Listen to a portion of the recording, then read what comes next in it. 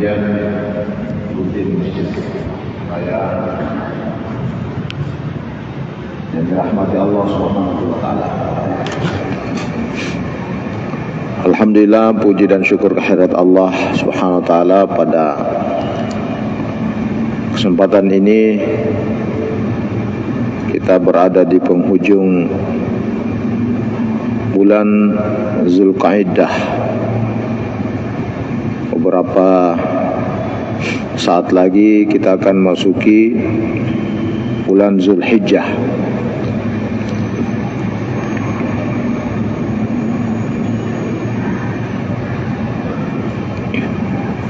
Bagi jamaah yang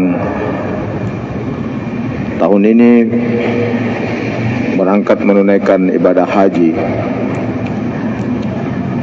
sesuai dengan aturan yang dikeluarkan oleh pemerintah Indonesia, khususnya kepada jamaah reguler,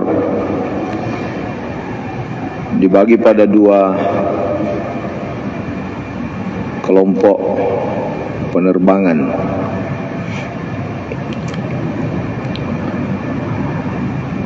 Yang pertama, gelombang pertama yang langsung berziarah ke Madinah Al-Munawwarah. Lalu gelombang yang kedua langsung memasuki Makkah Al-Mukarramah. Tentu penjadwalan dan pengaturan yang dilakukan secara gelombang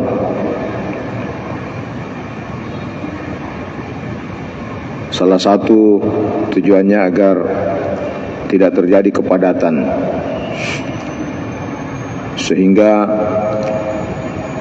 jamaah dapat memaksimalkan ibadahnya, baik itu ketika berada di Mekah maupun ketika berada di Madinah Al-Munawwarah. Dari segi fadilahnya, tentu masing-masing memiliki keistimewaan. Bahkan tidak pantas kita untuk melakukan pembandingan yang kemudian menurunkan salah satu dua tempat dari derajat yang semestinya.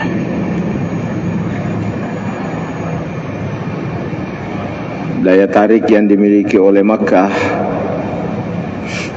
antara lain di situ ada Ka'bah, dan juga di situ dilahirkan Nabi kita Muhammad sallallahu alaihi wasallam. Tapi daya tarik yang dimiliki oleh Madinah tak kalah istimewanya, karena disitulah dimakamkan Nabi kita Muhammad sallallahu alaihi wasallam. Inilah tempat yang diidam-idamkan Nabi, yang menjadikan tempat ini menjadi berkah.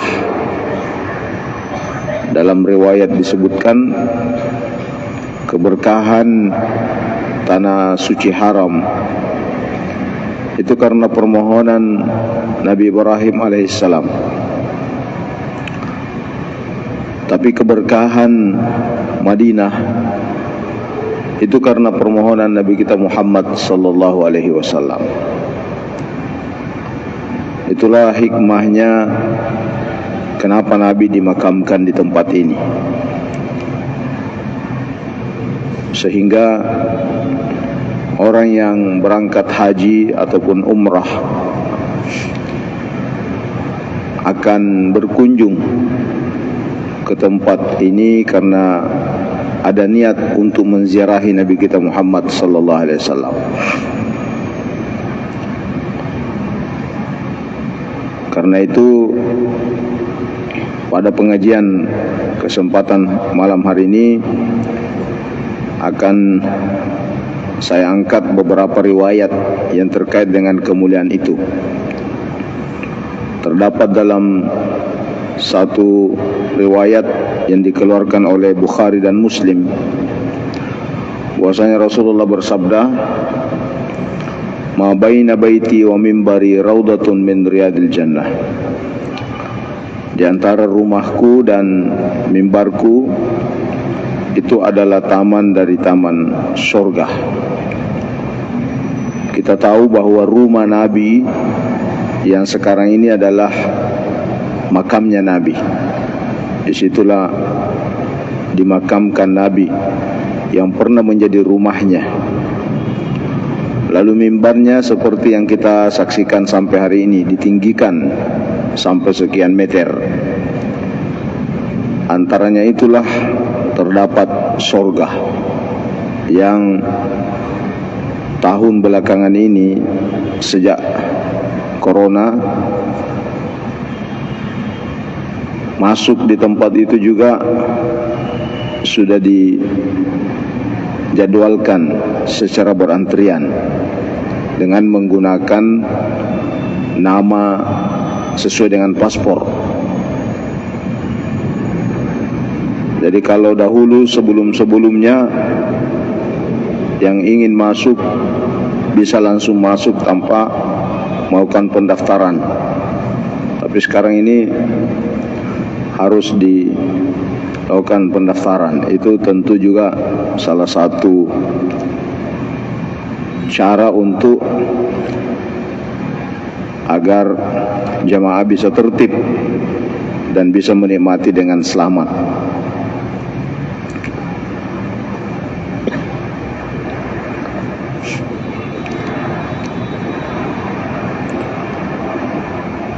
Ada lagi hadis yang lain menyebutkan dalam riwayat yang dikeluarkan oleh Tabrani dan Darqutni, Rasulullah bersabda, "Man ja'ani za'iran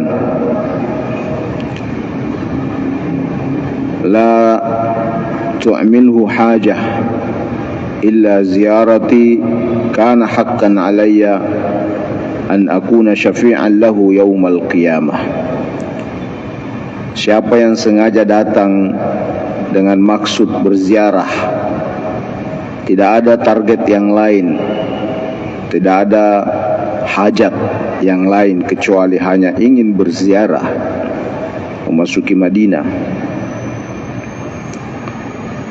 bukan karena bisnis. Kadang-kadang kan orang pergi Mekah itu target utamanya bisnis. Makanya biasa ada yang bawa rokok satu keranjang, satu tas besar untuk dijual. Harga rokok di sini berapa? 20.000 ya? Dapat 20.000 rokok di sini. Ya, 20.000. Kalau dijual di sana 150.000. Ya, berarti kalau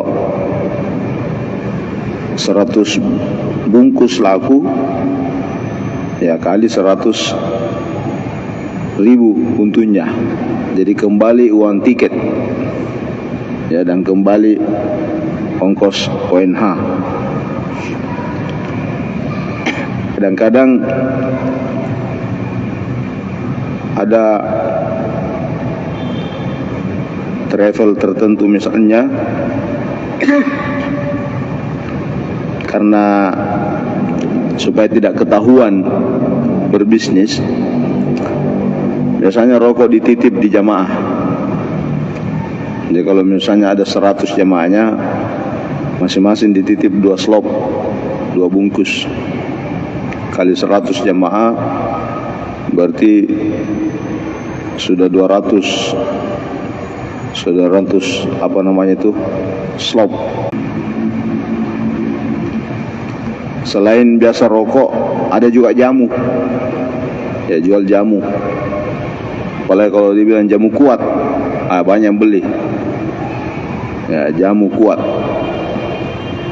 Orang Arab juga sekarang sudah senang dengan makan jamu, minum jamu. Mungkin dia rasakan khasiatnya. Tapi orang Indonesia juga cari tongkat Ali katanya. Jadi sama-sama mencari. Yang urusan begini kadang-kadang juga memang mengganggu ya perhatian dan konsentrasi jamaah. Maka Nabi katakan, siapa yang berangkat ke Madinah tidak ada maksud dan tujuan lain kecuali berziarah kepadaku, kana haqqan alayya an akuna syafi'an lahu yaumal qiyamah. Adalah hak saya untuk menjadi penolong kepadanya pada hari kiamat. Ini hadis ini. Ada lagi hadis yang diriwayatkan oleh Abu Hurairah radhiyallahu anhu, qala Rasulullah sallallahu alaihi wasallam, man shalla alayya 'inda qabri sami'tuhu wa man shalla alayya na'iyan bullightuhu.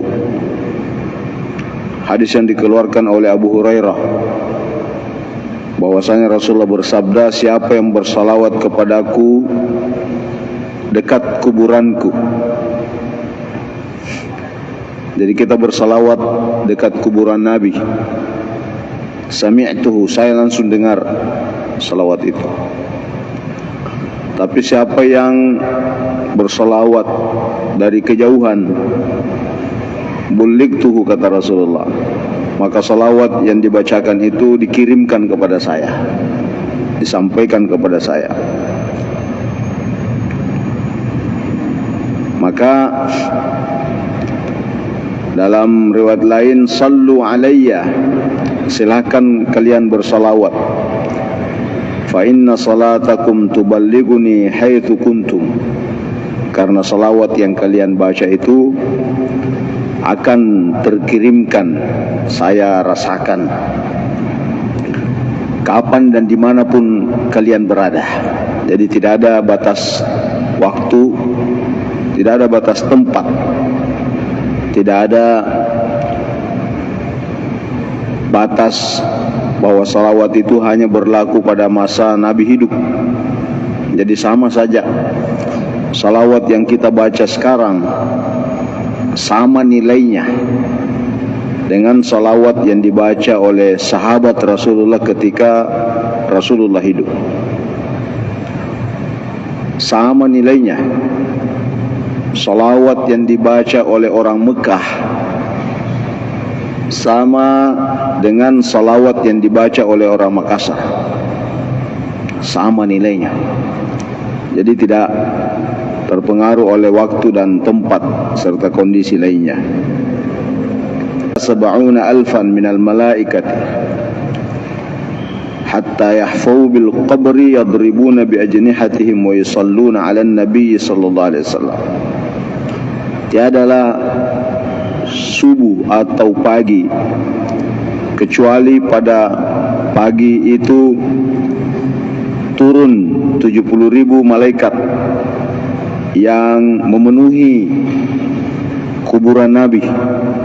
Jadi 70,000 malaikat, 70,000 yang memenuhi kuburan Nabi dengan mengepakkan sayap-sayapnya. Sayap-sayap malaikat itu berterbangan yang jumlahnya 70,000 di sekitar makam Nabi. Apa yang mereka lakukan? Malaikat ini yusalluna 'alan nabi, datang untuk berselawat kepada Nabi. Sampai kemudian setelah selesai 70,000 ini, lalu kemudian datang lagi 70,000 berikutnya menyusul dan melakukan hal yang sama, aplosan sampai bin nahari, sampai masuknya siang. Jadi mulai subuh hari secara bergantian dengan jumlah 70,000, gelombang pertama, gelombang kedua, sampai pada siangnya. Lalu kemudian ketika insyaqqat anhu al-ard kharaja fi 70 alfan minal malaikati yuqirunahu. Itu kemudian berlangsung, senantiasa berlangsung selama waktu itu dengan jumlah 70.000 berikutnya. Terpenuhi tempat itu dengan malaikat. Ini dikeluarkan oleh naqalahu Ibnu Jama'ah, Ibnul Qayyim dan lain-lain.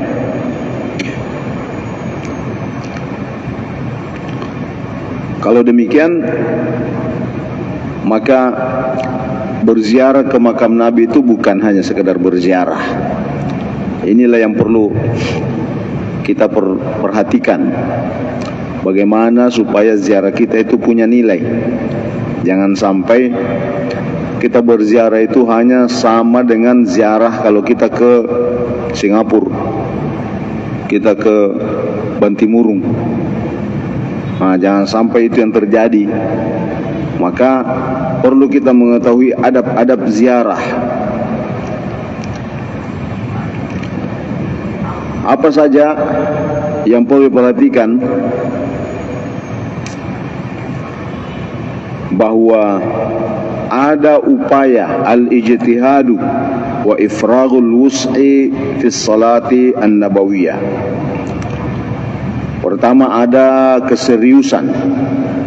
Jadi ada keseriusan. Keseriusan itu hanya lahir dari jiwa yang siap untuk berziarah, lalu kemudian mempersiapkan salawat kepada Nabi dengan menghadirkan ma'a kamalil istihdari lil azamatil muhammadiyah. Kita bersalawat itu dengan menghadirkan satu perasaan batin, ungkapan kebatinan, betapa besarnya keistimewaan dan keagungan Nabi kita Muhammad sallallahu alaihi wasallam. Jadi kalau ada orang yang bersalawat lalu kemudian menganggap Nabi itu sebagai manusia biasa, sama dengan manusia yang lain, mati dan seterusnya, maka ziarah dan salawat kita itu tidak bernilai, karena kita menganggap Nabi itu seperti manusia biasa, padahal dia manusia biasa yang tidak biasa, manusia yang luar biasa. Kalau kita hanya menganggap Nabi itu makhluk seperti manusia yang mati, hidup, makan, tidur, istirahat dan lain-lain, maka itu kita remehkan posisi Nabi, posisi Muhammad sebagai Nabi. Jadi Nabi itu bukan orang biasa, yang diberikan wahyu bukan orang biasa, yang di Isra Mirajkan bukan orang biasa, yang dijuluki sebagai rahmatan lil alamin bukan orang biasa, tapi makhluk atau manusia yang memiliki keistimewaan dari Allah Subhanahu wa taala. Jadi harus menghadirkan al-i'timadu fi mithli hadzal maqam ala hifdzil qalbi. Jadi harus menghadirkan sikap kebatinan, melihat posisi Nabi yang istimewa di hadapan Allah Subhanahu wa taala. Ada lagi juga adab yang lain seperti yang disebutkan dalam kitab Al-Qira Liqasidi Ummil Qura. Jadi ada kitab yang bagus ini, judulnya Al-Qira Liqasidi Ummil Qura. Hal-hal yang perlu diperhatikan bagi orang yang akan berkunjung ke Ummul Qura.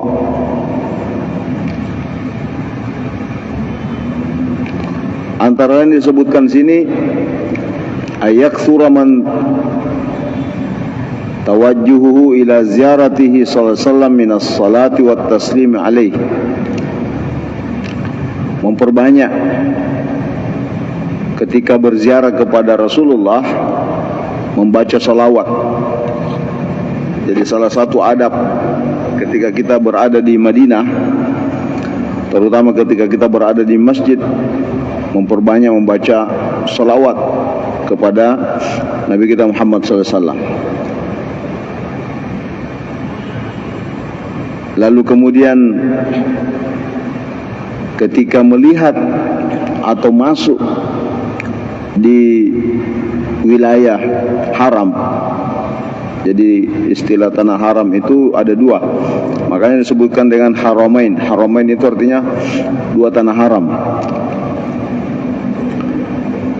Pada saat ingin berkunjung, antara lain yang dianjurkan adalah ayaghtasila zairu qabla dukhul. Bagus kita mandi terlebih dahulu. Jadi ini adab. Ya, jangan sampai kita membawa bau. Jadi kalau ada yang merasa punya bau badan, hilangkan dulu bau badannya baru pergi ke masjid. Ya. Karena itu salah satu adabnya berziarah, ya harus mandi terlebih dahulu dan menggunakan ahsanat thiyab, pakaian yang terbaik. Jangan sampai baju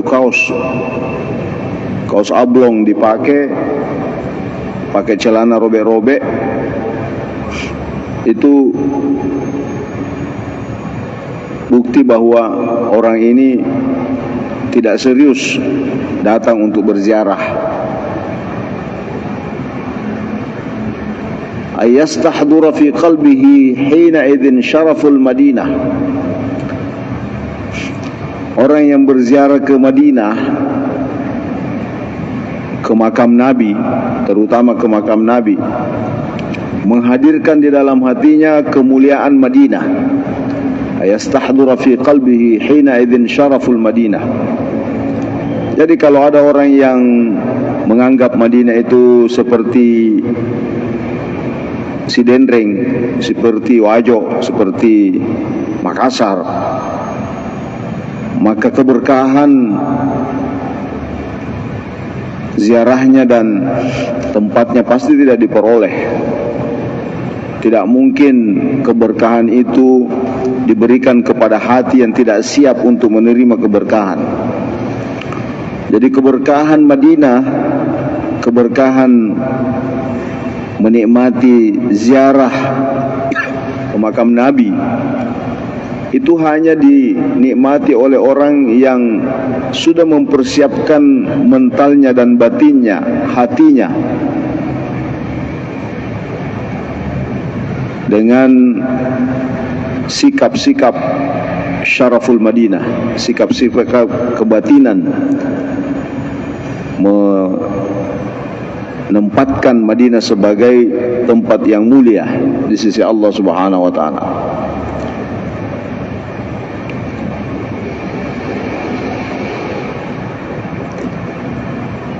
Juga disebutkan ketika masuk di masjid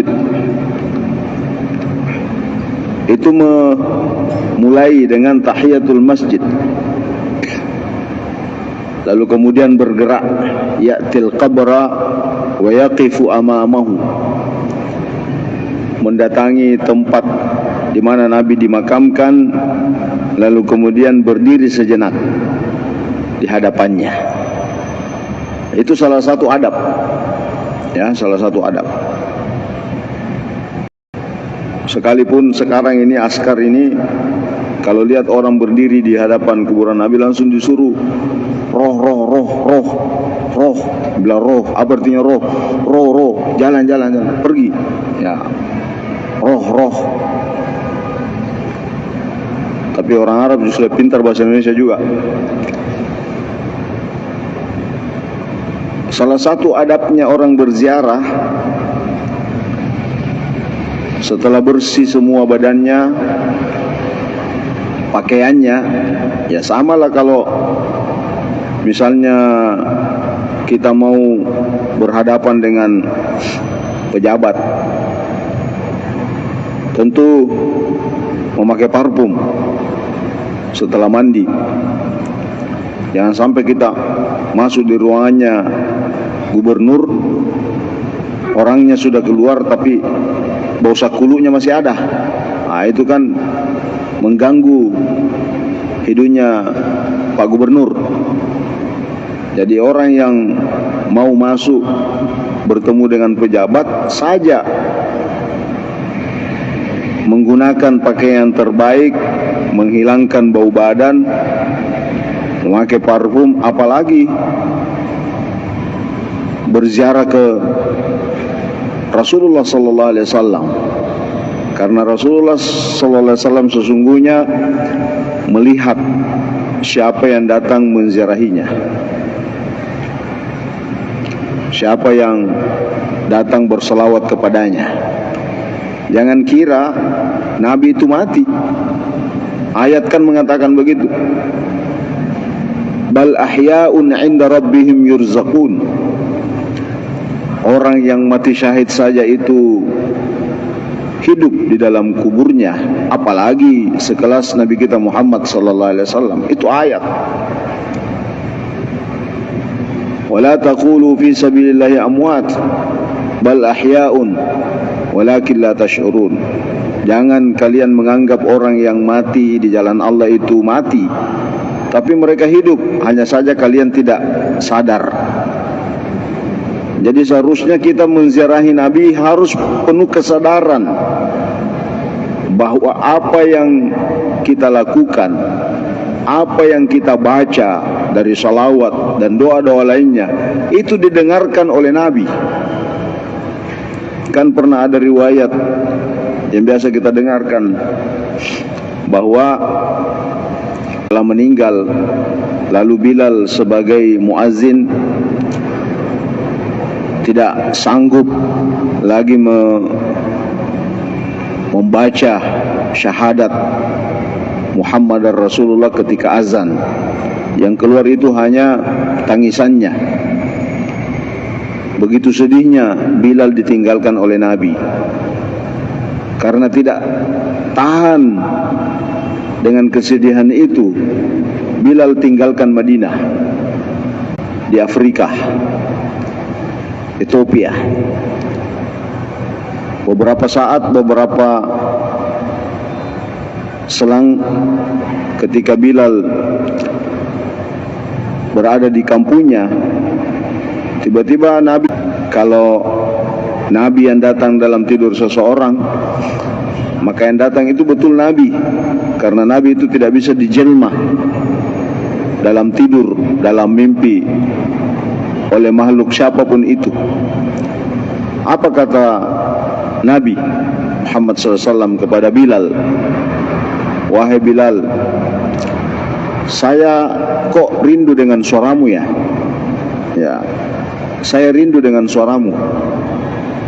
Tanpa berpikir panjang, Bilal berkemas kembali pergi ke Madinah untuk pergi azan, memperdengarkan suaranya kepada Nabi di samping makamnya Nabi. Ya, ketika Bilal azan, apa yang terjadi? Semua yang mendengarkan azannya Bilal itu berkata bahwa ada Nabi duduk di sampingnya mendengarkan, asik mendengarkan suaranya Bilal. Maka datanglah berbondong-bondong orang Arab, orang Madinah, sepertinya mengatakan Nabi hidup untuk mendengarkan suaranya Bilal. Itu artinya bahwa kalau kita datang seperti yang diriwayatkan tadi hadis, siapa yang datang berselawat kepadaku di dekat makamku, maka saya dengarkan suaranya itu. Jadi kalau misalnya kita berdoa lalu membaca salawat, maka itu dipandang itu disaksikan oleh Nabi Muhammad sallallahu alaihi wasallam. Dan itu juga ayat 2 kali disebutkan dalam Al-Quran, dalam surah At-Taubah. Wa qul i'malu fasayarallahu 'amalakum wa rasuluhu. Allah akan menyaksikan, berikut Rasulnya akan menyaksikan kebaikan-kebaikan yang kita lakukan, apalagi kalau kita berada di dekatnya. Lalu kemudian kita memberi salam kepada Nabi, lalu di sampingnya ada Abu Bakar dan Umar radhiyallahu anhuma.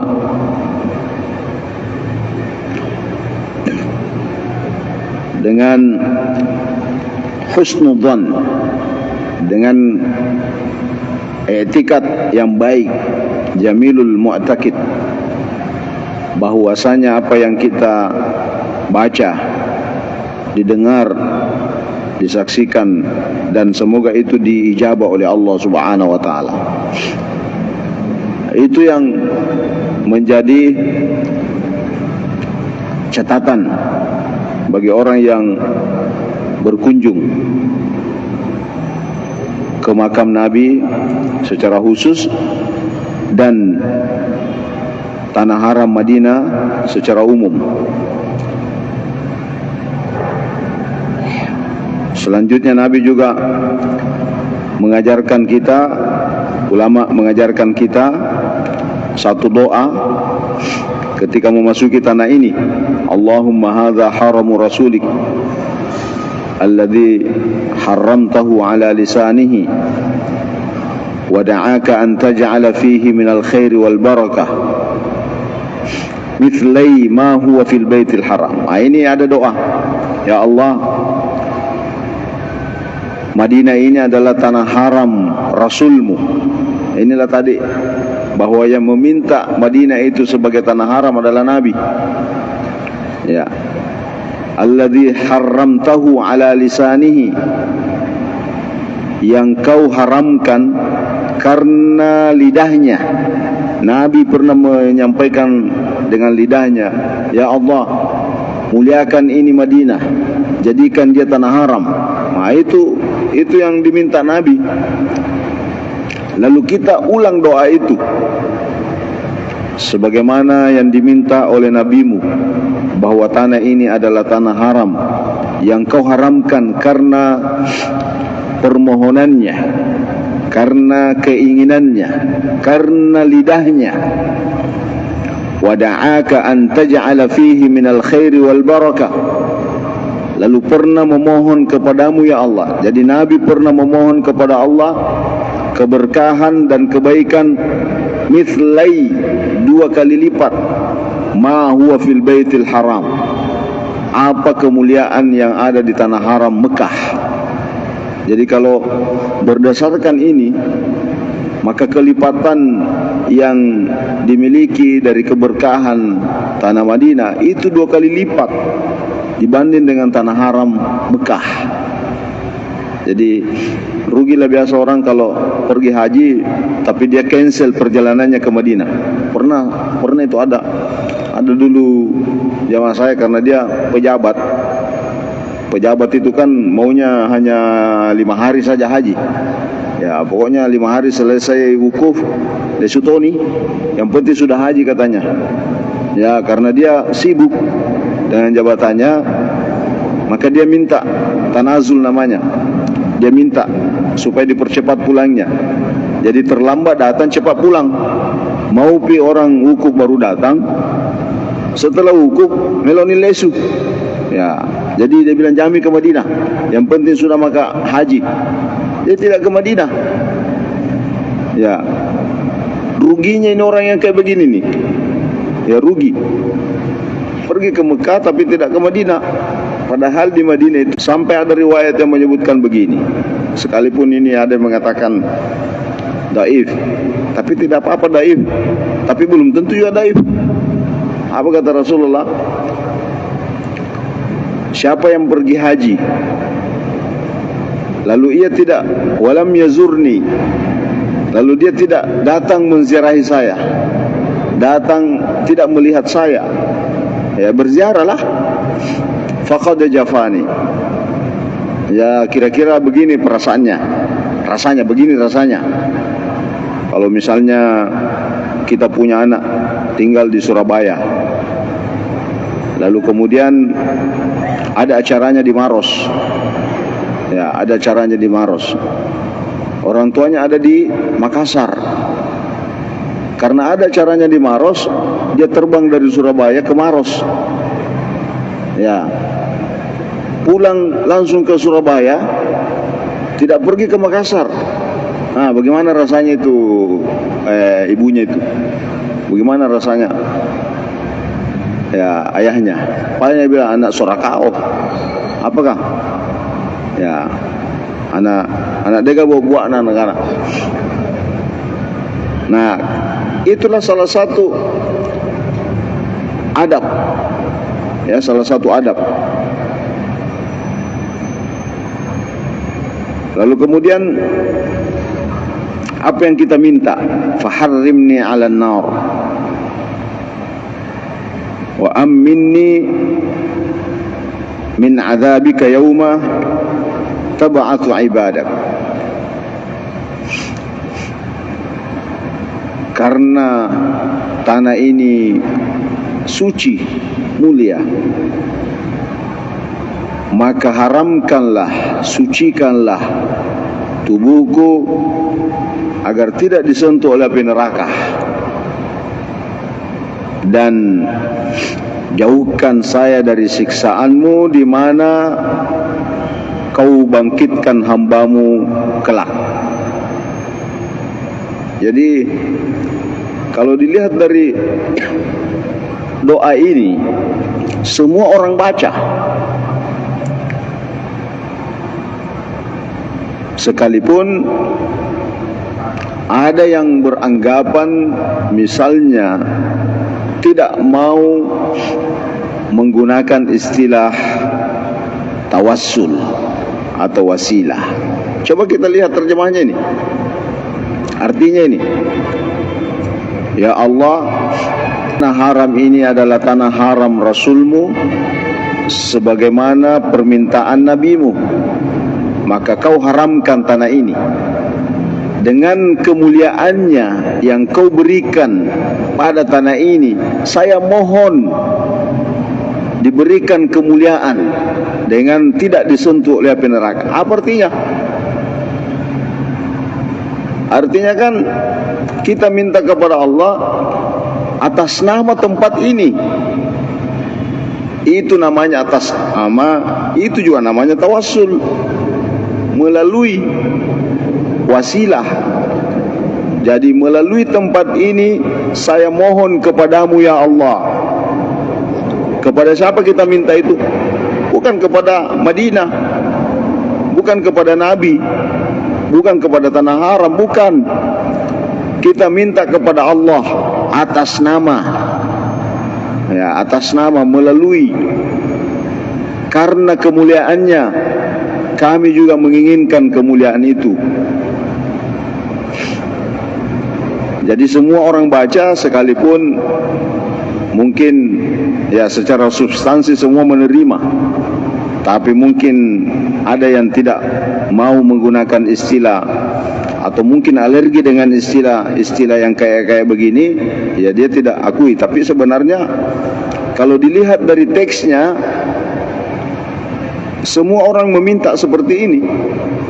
Dan itu banyak contoh-contoh doa yang diajarkan oleh Nabi, oleh Al-Quran, ya, dengan doa-doa seperti ini. Misalnya ketika kita melihat Ka'bah, apa doanya? Allahumma zid hadzal baita tasyrifan. Ya Allah, tambahkanlah kemuliaan dan keagungan rumah ini, dan tambahkanlah kemuliaan dan keagungan orang yang memuliakannya dari orang yang berhaji dan berumrah.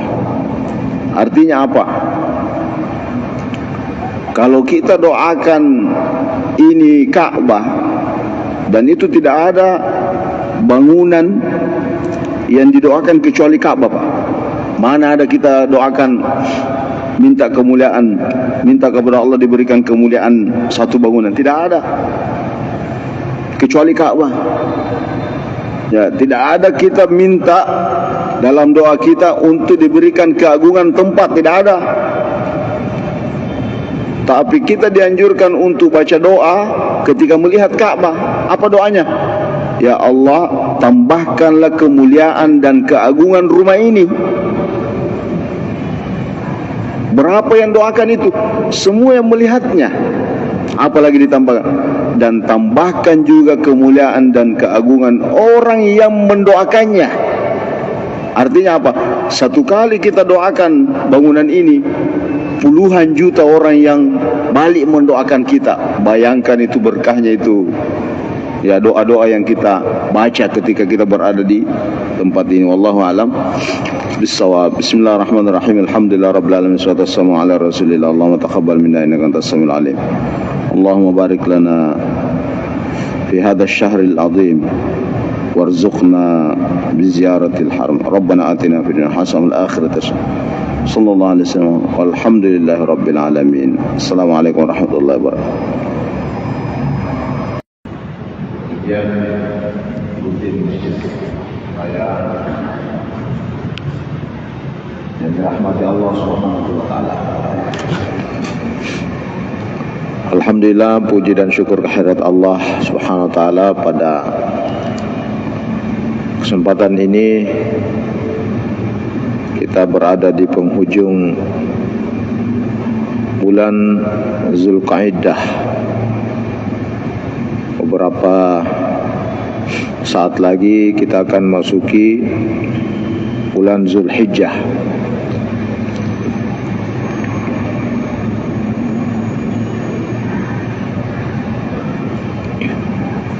Bagi jamaah yang tahun ini berangkat menunaikan ibadah haji sesuai dengan aturan yang dikeluarkan oleh pemerintah Indonesia, khususnya kepada jamaah reguler, dibagi pada dua kelompok penerbangan.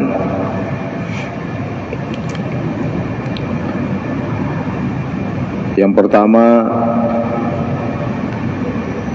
gelombang pertama yang langsung berziarah ke Madinah Al-Munawwarah. Lalu gelombang yang kedua langsung memasuki Makkah Al-Mukarramah. Tentu penjadwalan dan pengaturan yang dilakukan secara gelombang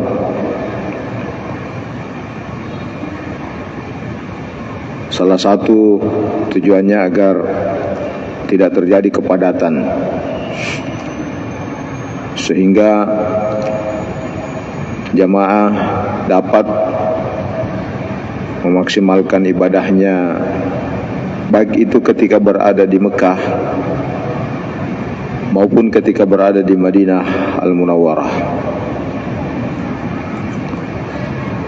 Dari segi fadilahnya, tentu masing-masing memiliki keistimewaan. Bahkan tidak pantas kita untuk melakukan pembandingan yang kemudian menurunkan salah satu dua tempat dari derajat yang semestinya.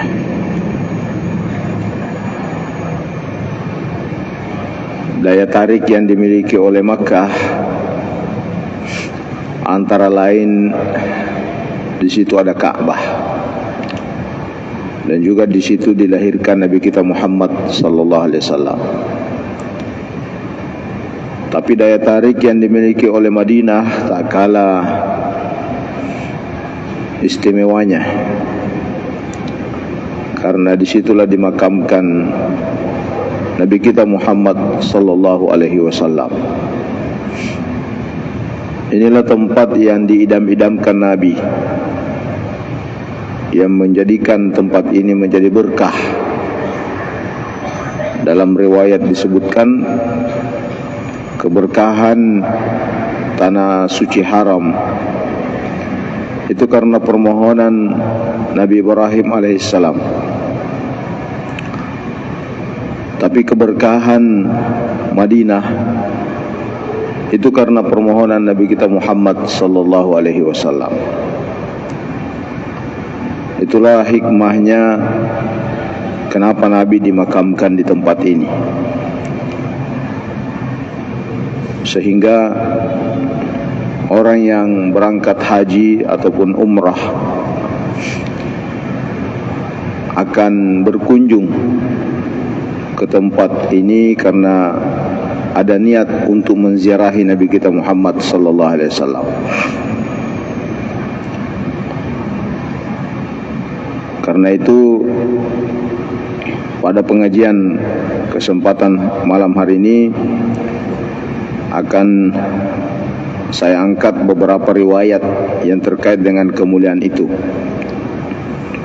Terdapat dalam satu riwayat yang dikeluarkan oleh Bukhari dan Muslim bahwasanya Rasulullah bersabda, "Ma baina baiti wa mimbari raudatun min riyadil jannah." Di antara rumahku dan mimbarku itu adalah taman dari taman surga. Kita tahu bahwa rumah Nabi yang sekarang ini adalah makamnya Nabi. Disitulah dimakamkan Nabi yang pernah menjadi rumahnya. Lalu mimbarnya seperti yang kita saksikan sampai hari ini, ditinggikan sampai sekian meter. Antaranya itulah terdapat surga yang tahun belakangan ini sejak corona masuk di tempat itu juga sudah dijadwalkan secara berantrian dengan menggunakan nama sesuai dengan paspor. Jadi kalau dahulu sebelum-sebelumnya yang ingin masuk bisa langsung masuk tanpa melakukan pendaftaran. Tapi sekarang ini harus dilakukan pendaftaran. Itu tentu juga salah satu cara untuk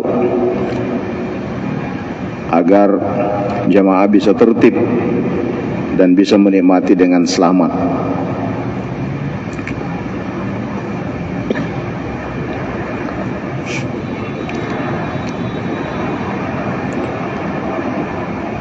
Ada lagi hadis yang lain menyebutkan dalam riwayat yang dikeluarkan oleh Tabrani dan Darqutni, Rasulullah bersabda, "Man ja'ani za'iran la tu'milhu hajah illa ziyarati kana haqqan alayya an akuna syafi'an lahu yaumal qiyamah."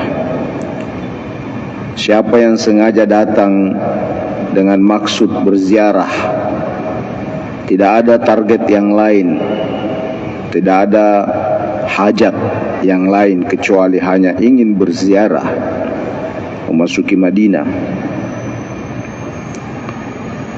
bukan karena bisnis.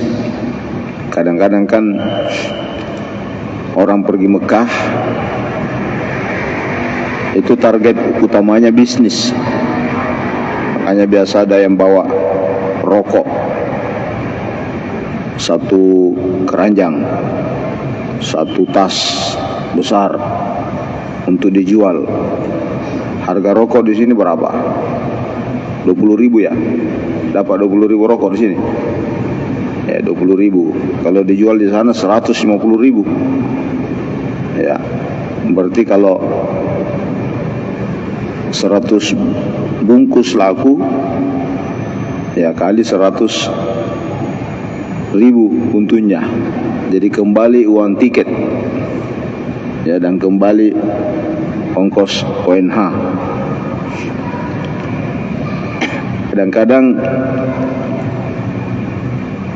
ada travel tertentu misalnya, karena supaya tidak ketahuan berbisnis, biasanya rokok dititip di jamaah.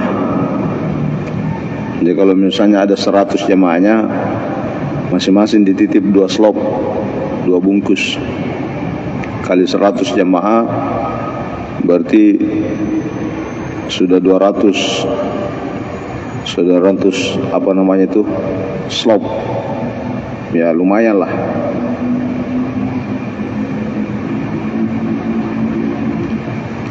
Selain biasa rokok, ada juga jamu. Ya, jual jamu. Apalagi kalau dibilang jamu kuat, banyak yang beli. Ya, jamu kuat. Orang Arab juga sekarang sudah senang dengan makan jamu, minum jamu. Mungkin dia rasakan khasiatnya. Tapi orang Indonesia juga cari tongkat ali katanya. Jadi sama-sama mencari. Yang urusan begini kadang-kadang juga memang mengganggu, ya, perhatian dan konsentrasi jamaah.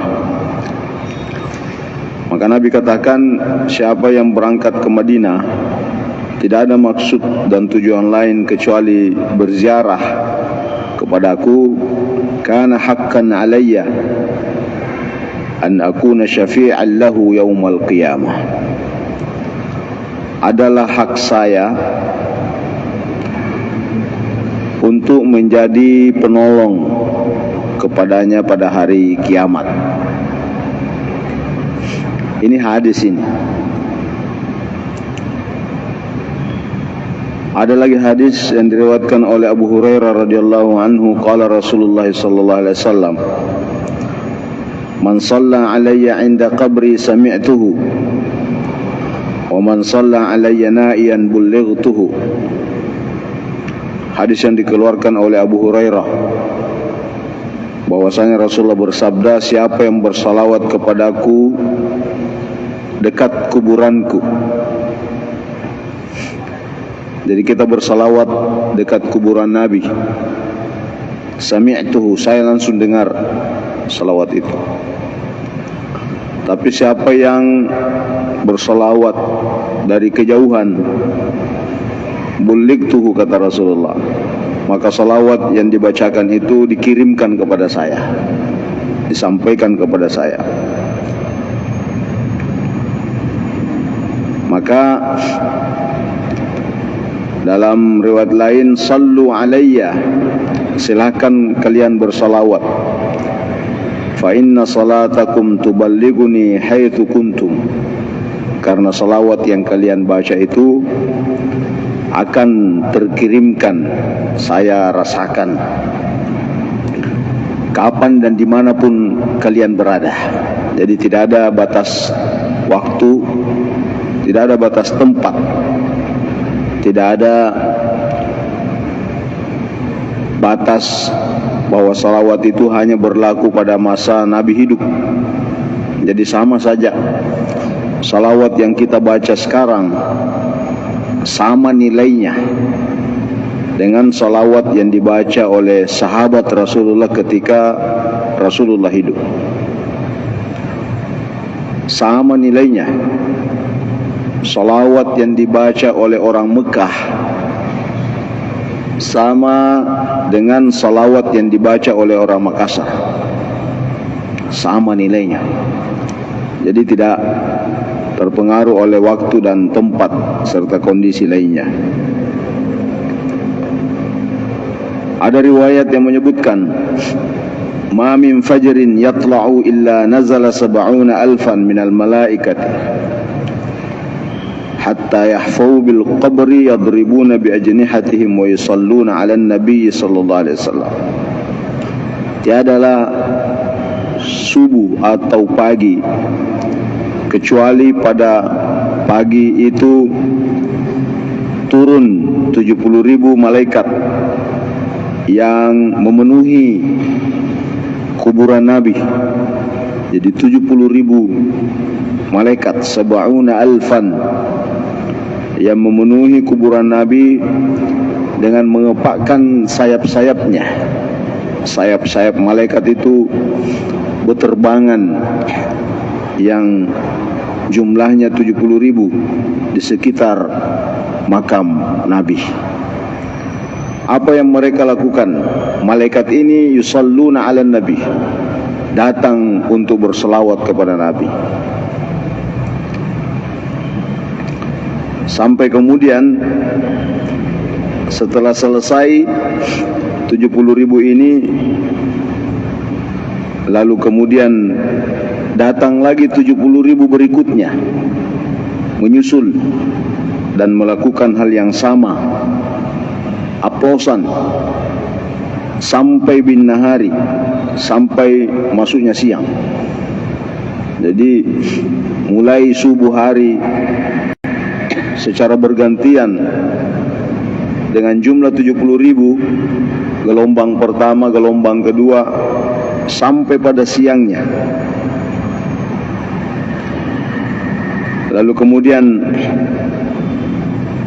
ketika minal malaikati yuqirunahu, itu kemudian berlangsung, senantiasa berlangsung selama waktu itu dengan jumlah 70.000 berikutnya. Terpenuhi tempat itu dengan malaikat. Ini dikeluarkan oleh naqalahu Ibnu Jama'ah, Ibnul Qayyim dan lain-lain.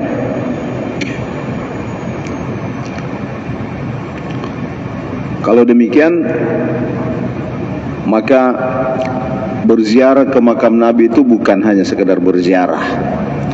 Inilah yang perlu kita perhatikan, bagaimana supaya ziarah kita itu punya nilai. Jangan sampai kita berziarah itu hanya sama dengan ziarah kalau kita ke Singapura, kita ke Bantimurung. Nah, jangan sampai itu yang terjadi. Maka perlu kita mengetahui adab-adab ziarah. Apa saja yang perlu diperhatikan? Bahwa ada upaya al-ijtihadu wa ifraghul wus'i fi salati an-nabawiyah. Pertama, ada keseriusan. Jadi ada keseriusan. Keseriusan itu hanya lahir dari jiwa yang siap untuk berziarah. Lalu kemudian mempersiapkan salawat kepada Nabi dengan menghadirkan ma'a kamalil istihdari lil azamatil muhammadiyah. Kita bersalawat itu dengan menghadirkan satu perasaan batin, ungkapan kebatinan, betapa besarnya keistimewaan dan keagungan Nabi kita Muhammad sallallahu alaihi wasallam. Jadi kalau ada orang yang bersalawat lalu kemudian menganggap Nabi itu sebagai manusia biasa, sama dengan manusia yang lain, mati dan seterusnya, maka ziarah dan salawat kita itu tidak bernilai, karena kita menganggap Nabi itu seperti manusia biasa, padahal dia manusia biasa yang tidak biasa, manusia yang luar biasa. Kalau kita hanya menganggap Nabi itu makhluk seperti manusia yang mati, hidup, makan, tidur, istirahat dan lain-lain, maka itu kita remehkan posisi Nabi, posisi Muhammad sebagai Nabi. Jadi Nabi itu bukan orang biasa. Yang diberikan wahyu bukan orang biasa. Yang di-Isra Mi'rajkan bukan orang biasa. Yang dijuluki sebagai rahmatan lil alamin bukan orang biasa. Tapi makhluk atau manusia yang memiliki keistimewaan dari Allah Subhanahu wa taala. Jadi harus menghadirkan al-i'timadu fi mithli hadzal maqam ala hifdzil qalbi. Jadi harus menghadirkan sikap kebatinan, melihat posisi Nabi yang istimewa di hadapan Allah Subhanahu wa taala. Ada lagi juga adab yang lain seperti yang disebutkan dalam kitab Al-Qira Liqasidi Ummil Qura. Jadi ada kitab yang bagus ini, judulnya Al-Qira Liqasidi Ummil Qura. Hal-hal yang perlu diperhatikan bagi orang yang akan berkunjung ke Ummul Qura.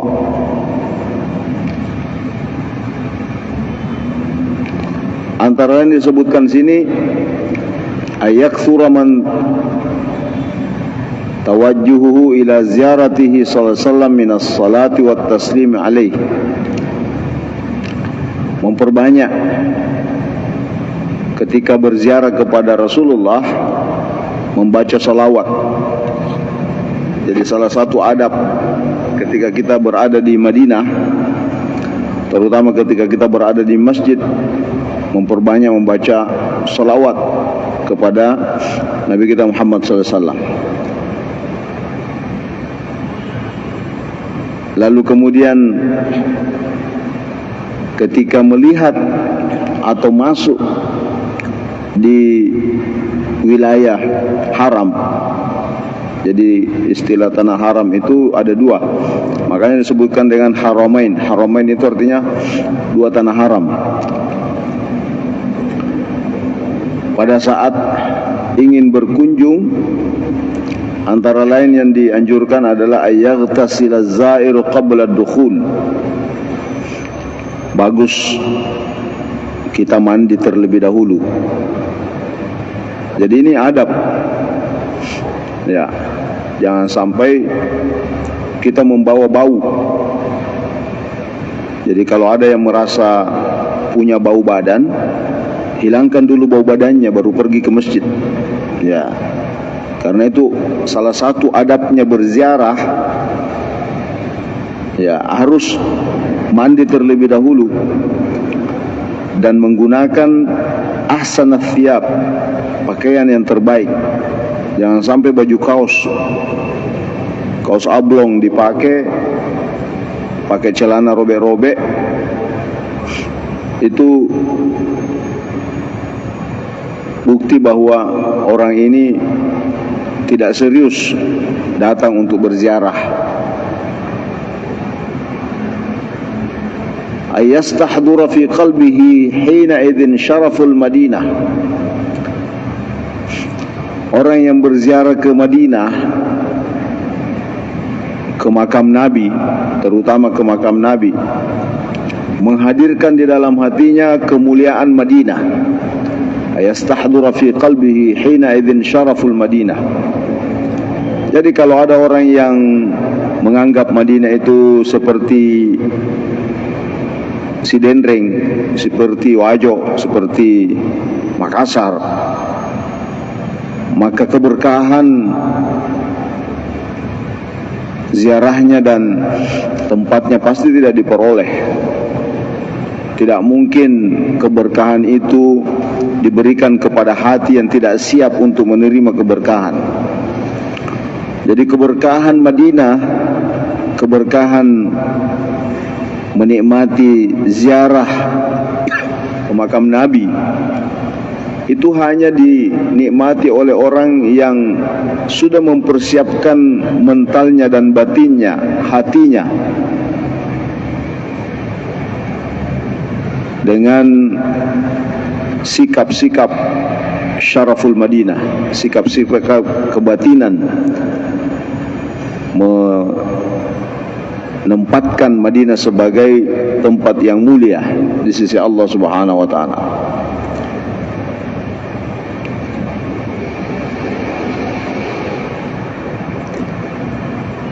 Juga disebutkan ketika masuk di masjid itu memulai dengan tahiyatul masjid, lalu kemudian bergerak ya'til qabra wa yaqifu amamahu, mendatangi tempat di mana Nabi dimakamkan, lalu kemudian berdiri sejenak di hadapannya. Itu salah satu adab, ya, salah satu adab. Sekalipun sekarang ini askar ini kalau lihat orang berdiri di hadapan kuburan Nabi langsung disuruh roh. Bilang roh, apa artinya roh? Roh, jalan, pergi. Ya, roh. Tapi orang Arab justru pintar bahasa Indonesia juga. Salah satu adabnya orang berziarah, setelah bersih semua badannya,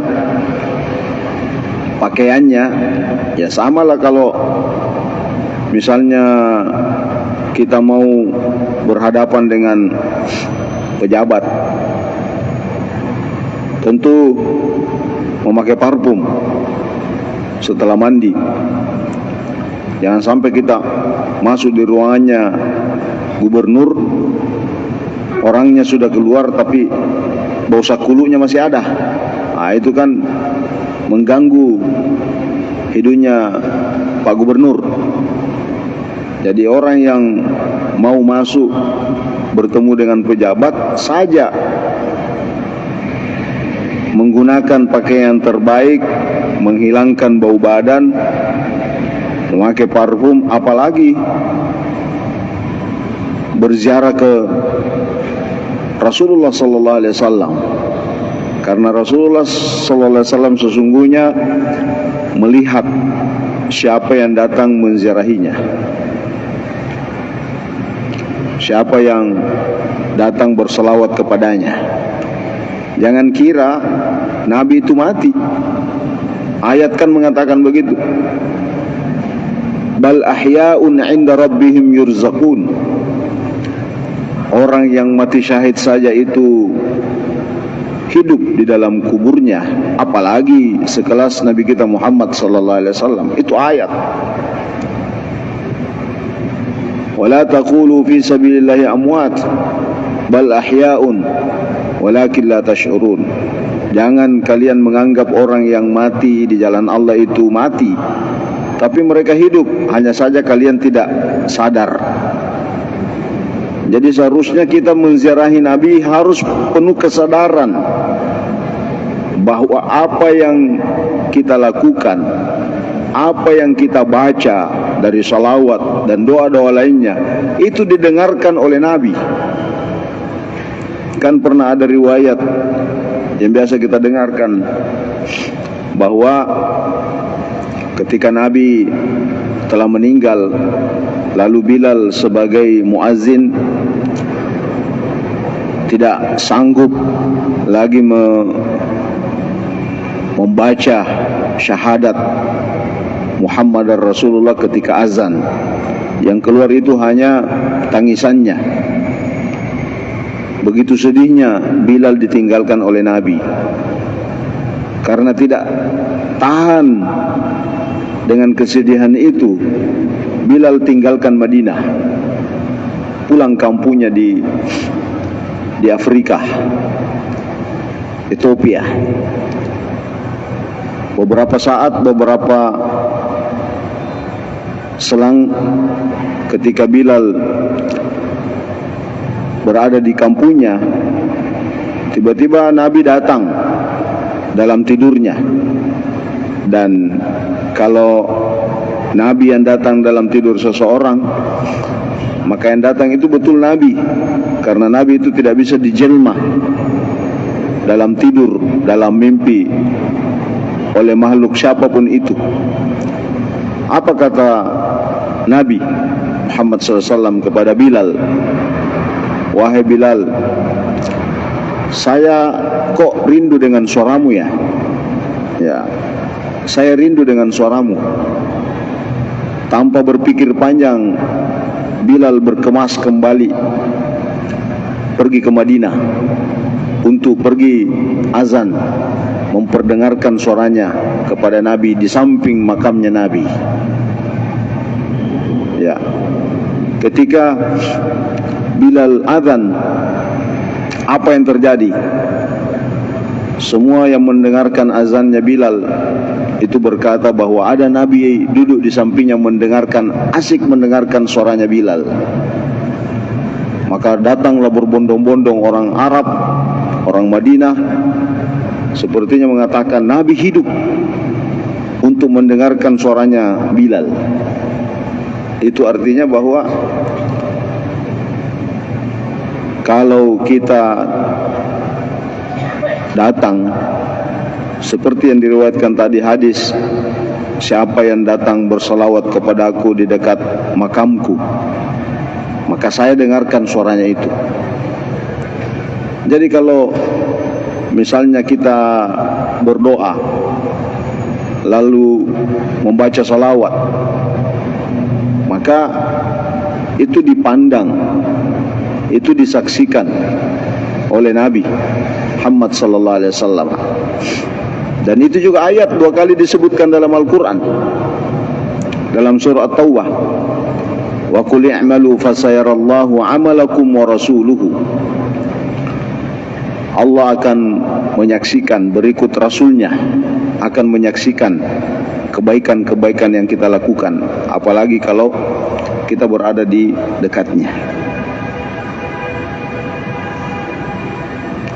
Lalu kemudian kita memberi salam kepada Nabi, lalu di sampingnya ada Abu Bakar dan Umar radhiyallahu anhuma.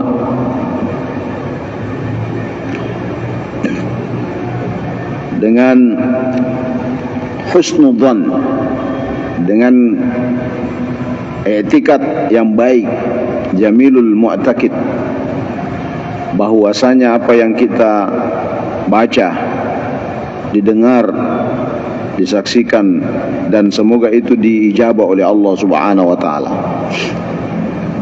Itu yang menjadi catatan bagi orang yang berkunjung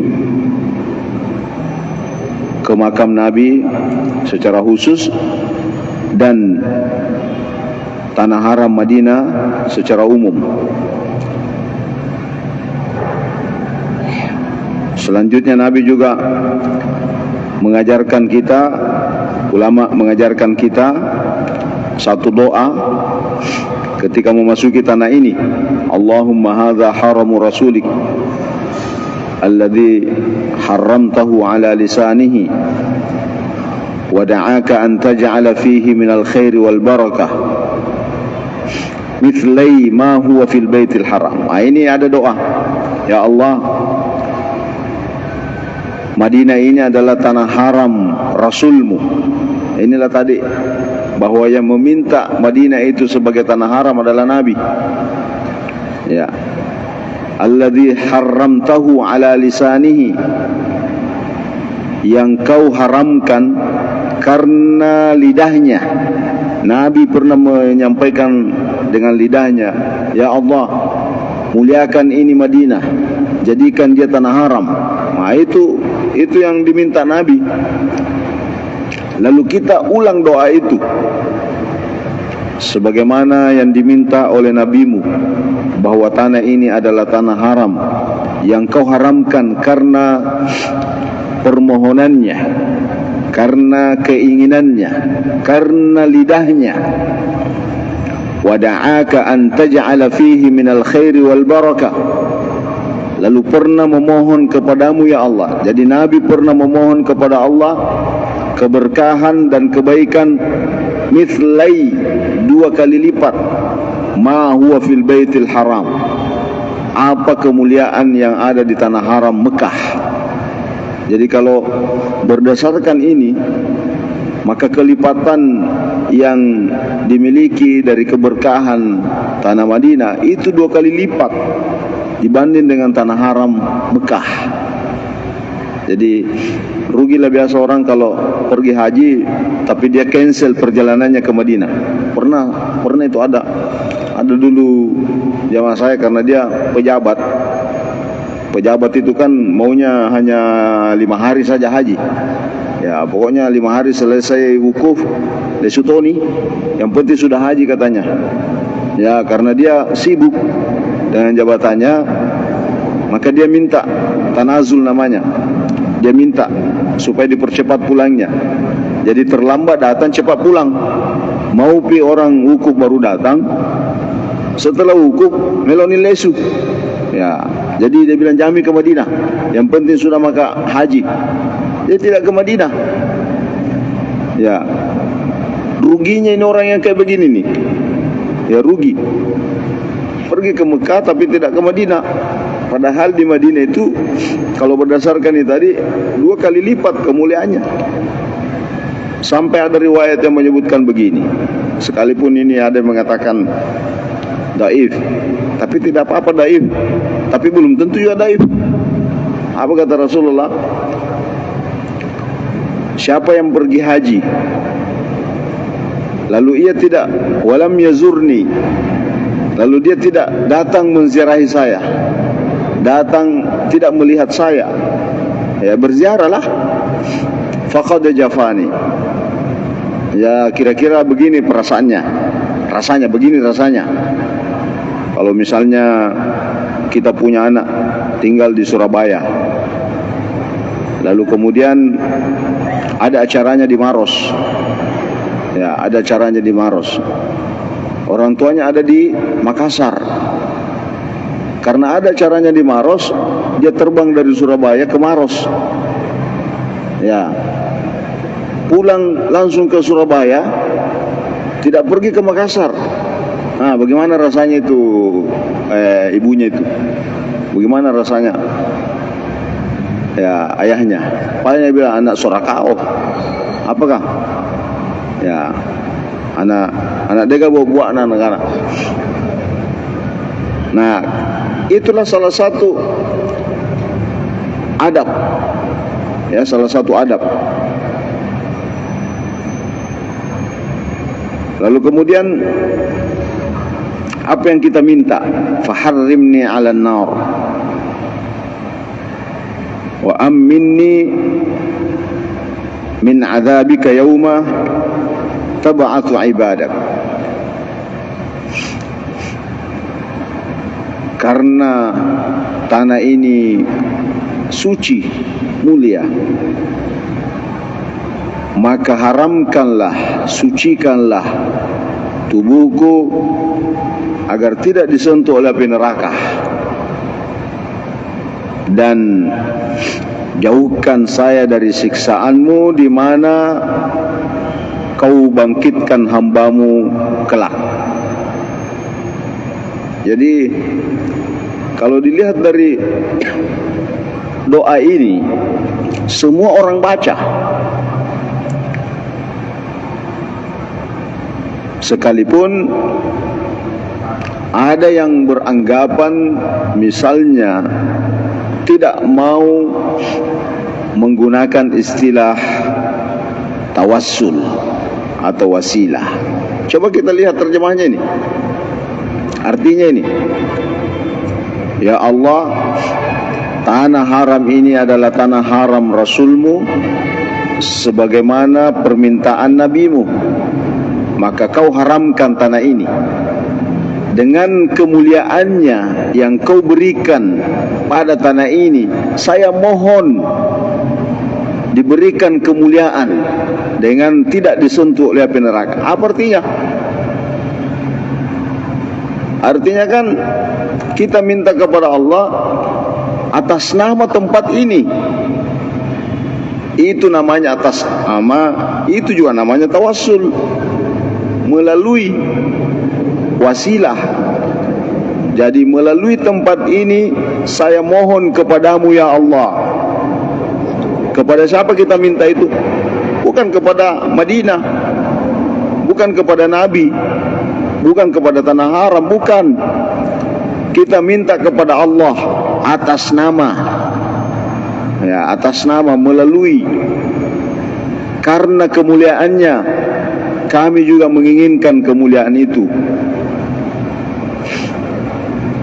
Jadi semua orang baca, sekalipun mungkin ya secara substansi semua menerima, tapi mungkin ada yang tidak mau menggunakan istilah, atau mungkin alergi dengan istilah yang kayak begini, ya dia tidak akui. Tapi sebenarnya kalau dilihat dari teksnya, semua orang meminta seperti ini. Dan itu banyak contoh-contoh doa yang diajarkan oleh Nabi, oleh Al-Quran, ya, dengan doa-doa seperti ini. Misalnya ketika kita melihat Ka'bah, apa doanya? Allahumma zid hadzal baita tasyrifan, ya Allah, tambahkanlah kemuliaan dan keagungan rumah ini, dan tambahkanlah kemuliaan dan keagungan orang yang memuliakannya dari orang yang berhaji dan berumrah. Artinya apa? Kalau kita doakan ini Ka'bah, dan itu tidak ada bangunan yang didoakan kecuali Ka'bah, Pak. Mana ada kita doakan minta kemuliaan, minta kepada Allah diberikan kemuliaan satu bangunan? Tidak ada kecuali Ka'bah. Ya, tidak ada kita minta dalam doa kita untuk diberikan keagungan tempat, tidak ada. Tapi kita dianjurkan untuk baca doa ketika melihat Ka'bah. Apa doanya? Ya Allah, tambahkanlah kemuliaan dan keagungan rumah ini. Berapa yang doakan itu? Semua yang melihatnya. Apalagi ditambahkan, dan tambahkan juga kemuliaan dan keagungan orang yang mendoakannya. Artinya apa? Satu kali kita doakan bangunan ini, puluhan juta orang yang balik mendoakan kita. Bayangkan itu berkahnya itu. Ya, doa-doa yang kita baca ketika kita berada di tempat ini. Wallahu a'lam bissawab. Bismillahirrahmanirrahim. Alhamdulillah rabbil alamin. Wassalatu wassalamu ala Rasulillah. Allahumma taqabbal minna innaka antas samiul alim. Allahumma barik lana fi hadha asy-syahril 'azim warzuqna bi ziyaratil haram. Rabbana atina fid dunya hasanah wa fil akhirati hasanah. Sallallahu alaihi wasallam. Walhamdulillahi rabbil alamin. Assalamualaikum warahmatullahi wabarakatuh. Yang rutin masjid saya yang dirahmati Allah Subhanahu wa taala. Alhamdulillah, puji dan syukur kehadirat Allah Subhanahu wa taala. Pada kesempatan ini kita berada di penghujung bulan Zulqa'dah. Beberapa saat lagi kita akan masuki bulan Zulhijjah.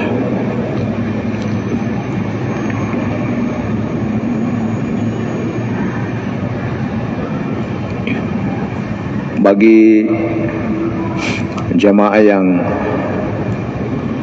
tahun ini berangkat menunaikan ibadah haji sesuai dengan aturan yang dikeluarkan oleh pemerintah Indonesia, khususnya kepada jamaah reguler, dibagi pada dua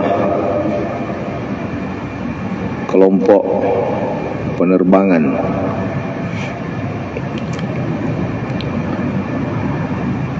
Yang pertama, gelombang pertama yang langsung berziarah ke Madinah Al-Munawwarah. Lalu gelombang yang kedua langsung memasuki Makkah Al-Mukarramah. Tentu penjadwalan dan pengaturan yang dilakukan secara gelombang.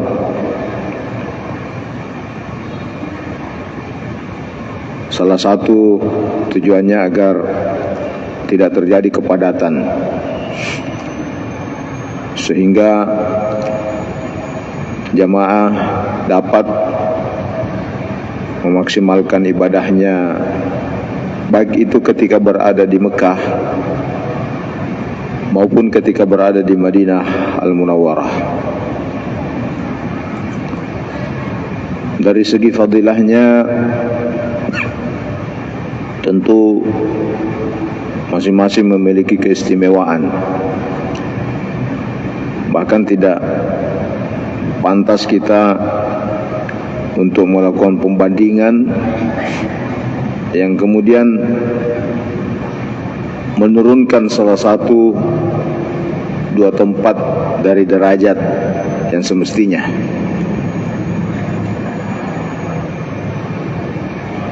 Daya tarik yang dimiliki oleh Makkah antara lain di situ ada Ka'bah, dan juga di situ dilahirkan Nabi kita Muhammad sallallahu alaihi wasallam. Tapi daya tarik yang dimiliki oleh Madinah tak kalah istimewanya, karena disitulah dimakamkan Nabi kita Muhammad sallallahu alaihi wasallam. Inilah tempat yang diidam-idamkan Nabi, yang menjadikan tempat ini menjadi berkah.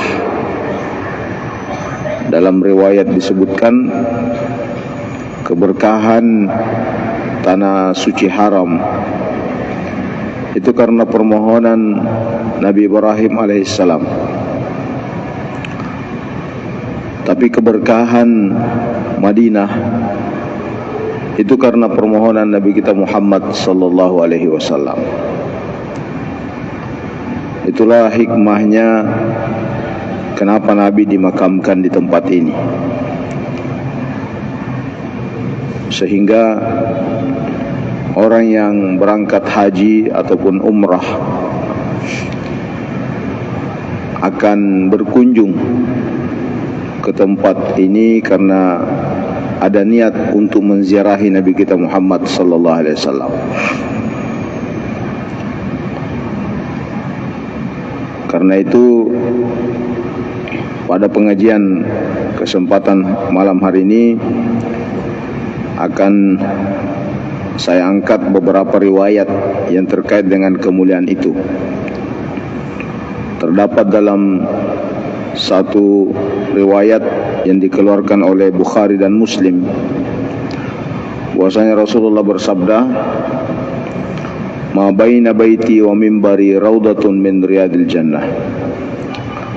Di antara rumahku dan mimbarku itu adalah taman dari taman surga.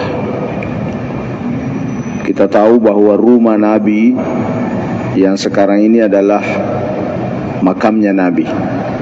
Disitulah dimakamkan Nabi yang pernah menjadi rumahnya. Lalu mimbarnya seperti yang kita saksikan sampai hari ini, ditinggikan sampai sekian meter. Antaranya itulah terdapat surga yang tahun belakangan ini sejak corona masuk di tempat itu juga sudah dijadwalkan secara berantrian dengan menggunakan nama sesuai dengan paspor. Jadi kalau dahulu sebelum-sebelumnya yang ingin masuk bisa langsung masuk tanpa melakukan pendaftaran. Tapi sekarang ini harus dilakukan pendaftaran. Itu tentu juga salah satu cara untuk agar jamaah bisa tertib dan bisa menikmati dengan selamat.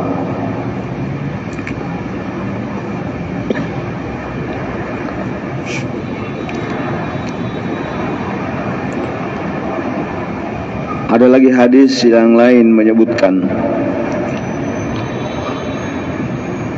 dalam riwayat yang dikeluarkan oleh Tabrani, Rasulullah bersabda, "Man ja'ani za'iran la tu'minhu hajah." Berziarah, tidak ada target yang lain, tidak ada hajat yang lain kecuali hanya ingin berziarah memasuki Madinah, bukan karena bisnis. Kadang-kadang kan orang pergi Mekah itu target utamanya bisnis. Makanya biasa ada yang bawa rokok satu keranjang, satu tas besar untuk dijual.